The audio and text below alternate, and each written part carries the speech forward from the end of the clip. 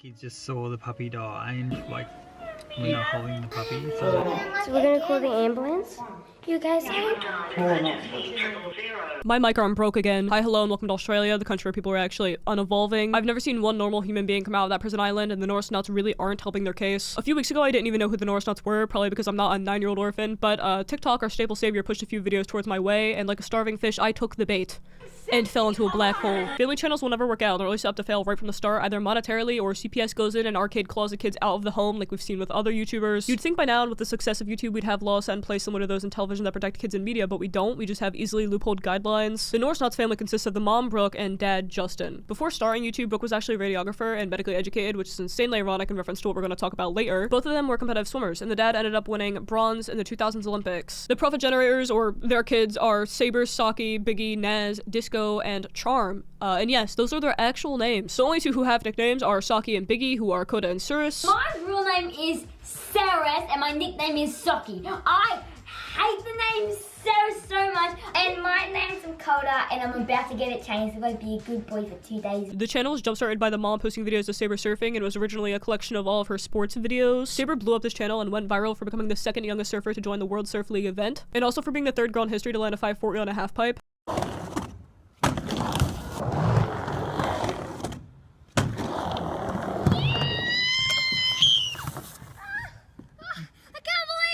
The channel was doing well and wasn't exploitative at all until Saber had medical complications that led her to quit sports. The good news is that I've got a very big brain. No joke, I seriously have got a big brain. The bad news is that my skull isn't as big. So my brain's been pushed down my spinal canal, and my spinal cord goes too far down my spine, and there's some bad side effects. This is where the mom had a not at all abusive epiphany. What if I neglect my kids on camera? No. What if I reject my poor eating habits onto my kids and make them want to harm themselves? No. What if I do everything listed above and share every personal detail of theirs online? Perfect. Along with every other family channel, the Norris Nuts kids have no privacy, which I feel like extends far past the usual invasion. In comparison to other channels in this deranged extraterrestrial genre, I feel like Brooke and Justin have completely abandoned the protective traits of being a parent, which they should possess. All of the children have or have had some sort of serious illness, from Saber's spinal condition to nearly all of them being malnourished, and the parents have no problem with exploiting this. Scary medical news for Saki. Finding out I'm not normal, emotional. She was rushed to the hospital. Why did this have to happen to me? How we cope with the bad news. The truth about her hospital visits. The truth about Saki's happy arms. I'm really hoping this treatment will make me normal. And that's not even all of it. Putting your children's medical visits online for everyone to see isn't safe, and exploiting their conditions for views isn't ethical.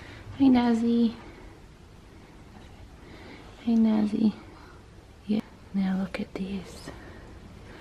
What has happened to you, honey? Instead of being a loving parent and comforting her, you shove a Canon M50 straight in her face like a zoo animal. Maybe you should put her in a glass box and knock really hard too. There's been times in these videos where the kid's medical information is in frame and not blurred out, mainly with Disco. Other things like meltdowns, bathroom accidents, and delayed puberty are put on blast for everyone to hear. Not only is this embarrassing for the kids, but it's what predators search for. The parents have to know this. The predator feeding doesn't end there though, because why not sexualize them too? Oh, look at Nazi's doing sexy eyes! I can't even do sexy eyes, I'm 41. How comes you do eyes. It's like They're not sexy eyes. That's definitely not a weird thing to say in front of millions of people. Naz! Mine's woo-woo. Naz, what are you doing with your body? Scandalous outfit, Naz! Yeah. What? Is Naz crocheting?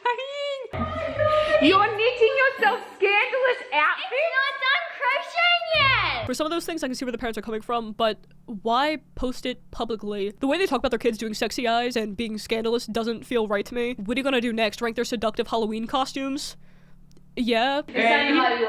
Set, go. It's a Playboy bunny. This is a bit more scandalous. I don't know if I agree with it. I'm going to give it a 2, okay? I don't think anyone should wear this one, except if you're my wife. Now, earlier I mentioned how the kids were malnourished, but there's a lot more going on than just that. It's like a donut.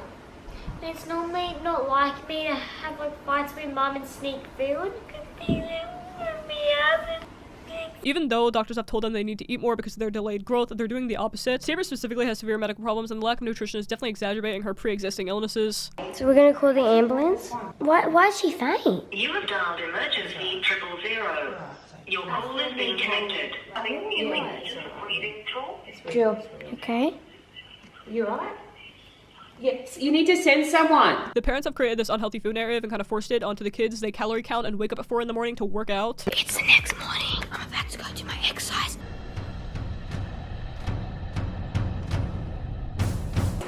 Computer thing will like count the calories. So save us right now up to 11. In moderation, this could be normal behavior, but in combination with everything else that's happening here, this just isn't healthy or good for the kids. They're also told that if they have junk food, they'll die early. In one video, Brooke brainwashed the kids into believing that their dad was going to die because he's fat. How are we going to help Papa get fit? Legends, what are we gonna do? We joke about this stuff, but now this time it's real and we don't want it to get any badder or fatter.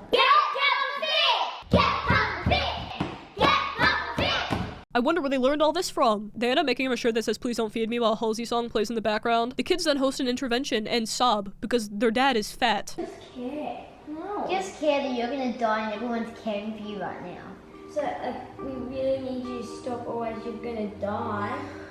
And then it's gonna be really sad as we've grown up with you. And we don't want to see you in the graveyard. Just stop eating so we can still live with you, or else you're just gonna die. We watched the TV show about like heart attacks and like so bad, Papa. And we don't want to see you suffer. No. Yeah, I do care. Do you know how much I stay in my bed and I cry about you dying? That's why you overeat, because you're making excuses in your head why you should be eating more. Justin looks so defeated, and honestly he is. Brooke is the CEO here, and he's just an employee along with the kids. They then decide to go to the McDonald's drive-thru to test the dad's willpower, and it's so painful. 4 small fries. Anything else? A bag of apples for my dad because he's trying to lose weight. Sorry? A bag of sliced apples for my dad because he's trying to lose weight. Sorry, say that one bit louder. A bag of sliced apples for my dad so then he can lose weight. Hey. 2 4 small fries and a fruit bag? Yeah. Yep. Sorry if you didn't understand me. I was just saying, That's alright. my dad needs that sliced up apples because he needs to lose weight. Nice, yeah. Yeah. Surely not. Your dad looks like a fit guy. Should be good. He's not so fit. Nah. Thanks, hon. What an insane thing to teach your children. The pushover dad isn't the only one this happens to. As a prank, the mom decided to take the family out to eat and tell Saber she had to fast during it. I'm going to prank I'm going to tell her just before we eat dinner that they said she has to fast and she can eat dinner. Not exactly sure how that was a prank. She just seems miserable. Moving on to the kids' diets, which are quite concerning. They're only allowed to eat junk food if it's for a challenge bit in a video, which usually leads to them being sick or in pain. I've got 2 more burgers to go. Babe, you would be so devastated when you ate this video and you know that like you were so close to Robux. In which Norris Nut can gain the most weight in 24 hours, the kids look so happy to have snacks or food in general, which makes sense because they're usually eating low-calorie microwavable meals. Which Norris Nut can gain the most weight?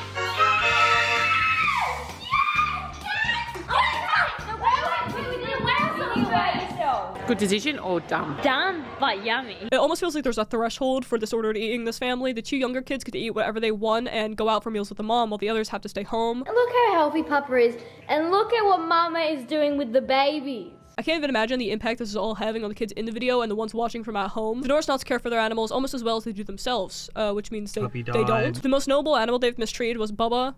She's, oh my god, look how little she's like the same size as Justin's foot. Before adopting Bubba, the dad was completely against dogs and resented them. The family adopted the dog from an illegal puppy breeding mill in Victoria and only had her for a very short period of time. Bubba was a very tiny 9-week-old cavoodle, and the kids are so excited to have her. Naz especially says she loves animals and is responsible for the ones that live in the house. A couple days after having Bubba, a video came out addressing her total, complete, 100% accidental death. We were told that there was an incident involving Justin and the dog in front of the kids that led to her death, but we weren't told any specifics. Anyway, so we got the dog. We had the dog for 5 days and we really loved the dog. And then on the 5th night of having the puppy,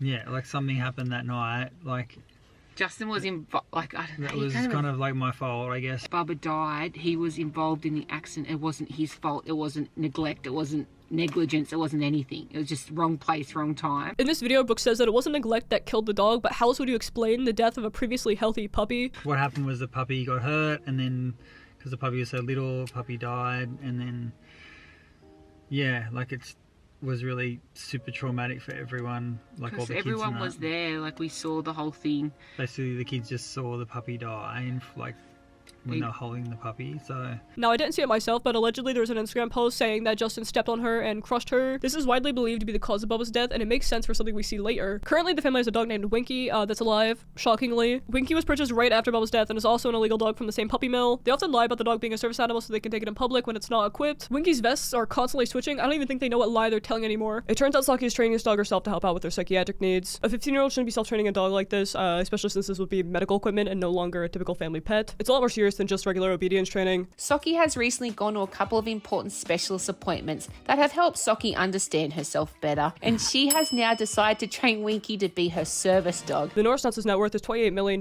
money which the kids are making themselves. It's not even going towards them. They have enough money to afford professional training, and something like this is serious. If she actually does need the service dog, this is just another example of medical neglect. You don't know, Winky's right now in training to be a service dog for me to help me with things that I struggle with. And we've got him these vests. Those things you see here, they're the symbols, like access required by the law. At the end of the day, my point still stands. Winky is not an actual service animal and is a service dog in training. If anything, and slapping different vests on him doesn't make him an actual service animal. Winky, do you want to go walk? Let's go. Let's go to walk. Come on, Winky. Come on, Winky. Let's go to walk. You're gonna walk? Come on, Winky. You're gonna walk? You're gonna walk? Come here. Come on a walk. Yeah, come on a walk. Shall we get ready? Winky's wearing his Asta Pat in training, and then I have my treat bag because that's one of the only ways I can really get Winky to listen to me. The other animals they have are 12-year-old Naz's 2 guinea pigs named Baz and Cheddar. They adopted them with no research experience or idea of how to take care of them. With small pets, it's really important to take care of them properly because they're not as durable as other animals such as dogs.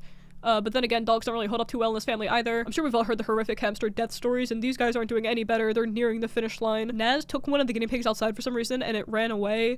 Here you go, Baz. Baz, stay there.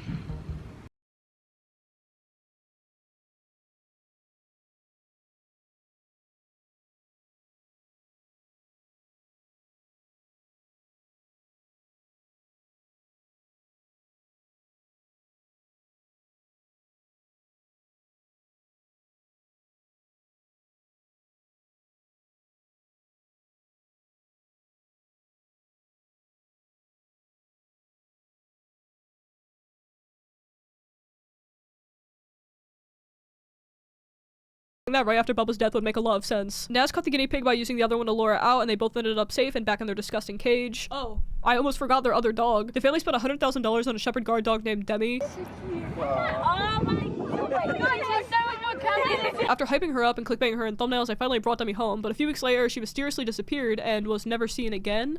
That was crazy. Just like seeing how good Demi is. We can never worry again. I don't think any human being can protect you as much as like Demi can. I don't understand how that's the same dog who's like we're tickling the tummy and then all of a sudden she's like destroying you. Yeah. And she's not one bit scared. No. She'll just like give a life. Yeah. That's insane. It's crazy.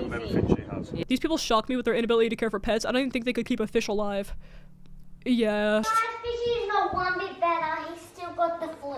Oh no, see? Oh look, he's still swimming on his back. I don't really know what they were expecting. They were feeding it 3 flakes a day. I don't know, maybe they thought their fish was going to get fat or something. Well, rest in peace to that fish. I hope they learned something. We replaced our pet because it died. Yeah, the replacement died too. Nazzie's fish has died. Every animal in this family feels more like a prop than an actual pet. I wouldn't be surprised if they adopted a dying chimpanzee and sold merch with its face on it.